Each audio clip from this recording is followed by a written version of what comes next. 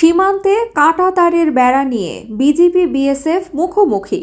সীমান্তে কাঁটাতারের বেড়া নির্মাণ নিয়ে বাংলাদেশের সীমান্তরক্ষী বাহিনী বিজিবি ও ভারতের সীমান্তরক্ষী বাহিনীর বিএসএফের মধ্যে গত দুদিন ধরে চলছে উত্তেজনা।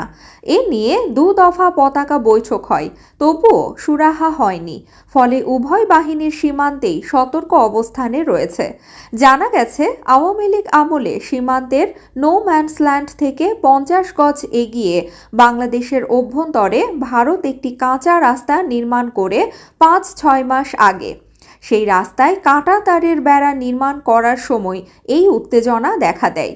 এদিকে সীমান্তে বাংলাদেশের ভূমি রক্ষায় স্থানীয়রাও ক্ষোভ জানিয়েছেন এবং বিএসএফের অবৈধ কর্মকাণ্ডকে প্রতিহত করতে বিজিবির সঙ্গে তারাও দিনব্যাপী সীমান্তে অবস্থান নেয়।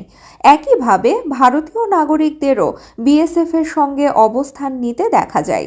ঘটনার পরিপ্রেক্ষিতে সকাল থেকেই সীমান্তে অতিরিক্ত বিজিবি মোতায়েন করা হয়। বিজিবির sector commander colonel Imran Khan সহ ঊর্ধ্বতন কর্মকর্তারা ঘটনাস্থল পরিদর্শন করে সেখানে অবস্থান করেন। স্থানীয় ইউপি সদস্য মোহাম্মদ কামাল উদ্দিন বলেন, সোমবার 6 জানুয়ারি সকাল 10টার দিকে শূন্য লাইনে কাঁটাতারের বেড়া দিচ্ছিল বিএসএফ। এই সময় বাধা দেয় বিজিবি। তখন থেকেই সীমান্তে উত্তেজনা চলছে। 59 বিজিবির অধিনায়ক লেফটেন্যান্ট কর্নেল গোলাম কিবরিয়া জানান, সোমবার সকালে ভারতের মালদা জেলার কালিয়াচোর থানার সবদলপুর বিএসএফ ক্যাম্পের সদস্যরা সীমান্ত ঘেঁষে কাঁটাতারের বেড়া নির্মাণ কাজ শুরু করলে বিজিবির পক্ষ থেকে বাধা দেয়া হয়। এ নিয়ে সোমবার বিকেলে উভয় পক্ষের মধ্যে পতাকা বৈঠক হলেও কোনো সমাধান হয়নি।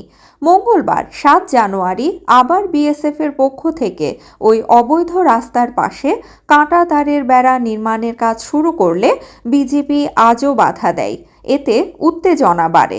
তিনি আরও জানান, পরিস্থিতি এখন শান্ত থাকলেও উভয় বাহিনী সতর্ক অবস্থানে রয়েছে, তবে সাধারণ মানুষের ভয়ের কোনো কারণ নেই।